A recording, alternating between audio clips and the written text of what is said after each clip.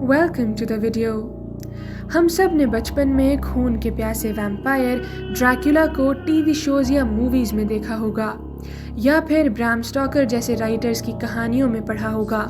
पर क्या आप जानते हैं कि वैम्पायर्स की इन सब कहानियों से इतर 15th सेंचुरी के वॉलेकिया को, जो कि प्रेजेंट डे रोमानिया का हिस्सा है, असली के व्लाड द ड्रैकुला ने रूल किया था। ये बात उन दिनों की है जब वॉलेकिया ऑटोमन और हंगेरियन एम्पायर के बीच में फंस कर रह गया था कि 1448 में व्लाड थर्ड AKA व्लाड द ड्रैकुला गद्दी पे बैठा। सत्ता हाथ में आते ही उसने वॉलेकियन वॉरलॉर्ड्स, जो कि बोयार्स के नाम से जाने जाते थे, उन्हें और उनकी वाइफ्स को डिनर पे बुलाया और कुछ ही वक्त पहले लजीज खानों का लुत्फ उठाते बोयार्स अब कत्ल हो चुके थे। फेस्टिविटी का माहौल खूनी सन्नाटे में तब्दील हो गया था। ऐसा इसलिए था क्योंकि एक वक्त इन बोयार्स ने रिबेल करके व्लाड थर्ड के एंसेस्टर व्लाड सेकंड और भाई मिर्जिया को डिस्पोज करवा दिया था।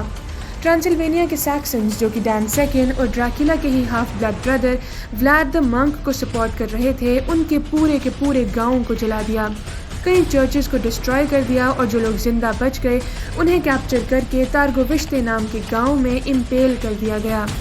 कई दूध पीते बच्चों और उनकी माओं को एक ही स्पाइक पे इम्पेल कर दिया गया। जब ड्रैकुला ने डैन थर्ड को पकड़ा तो उसने अपनी कब्र ड्रैकुला के ऑर्डर्स पे खुद ही खोदी, जब एक प्रीस्ट साइड पे उसके लास्ट राइट्स परफॉर्म कर रहा था।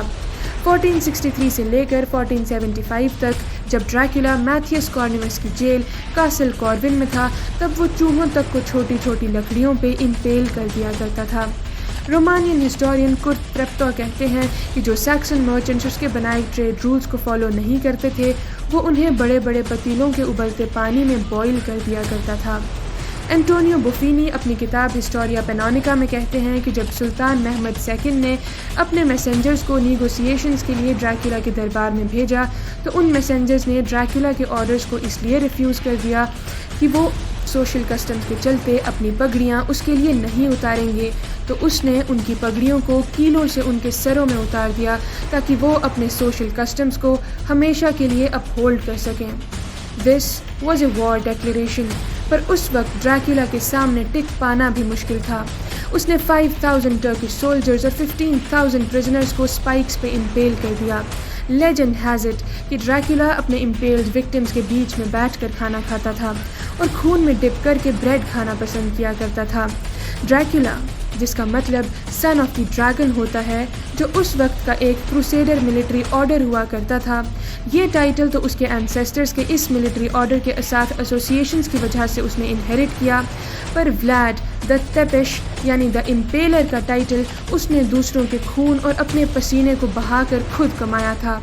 1476 में सुल्तान महमद सेकंड द्वारा ऑर्डर की गई एक ऑटोमन पेट्रोल के दौरान उसे कैप्चर कर लिया गया और उसके सर को कॉन्स्टेंटिनोपल में ट्रॉफी के तौर पर कई दिनों तक डिस्प्ले किया गया। ड्रैकुला भले ही अपने दुश्मनों के प्रति सैवेज था, पर कहा जाता है कि वो अपने सिटीजन्स के लिए एक जस्ट रूलर था और आज भी कई रोमेनियंस के लिए एक नेशनल हीरो है, क्योंकि आर्ग्यूएबली उसकी वजह से Ottomans Italian city of Otranto से आगे एक्सपैंड नहीं कर पाए और उसके ज़िंदा रहते रोमानिया को भी पूरी तरह अपने अंडर नहीं ले पाए।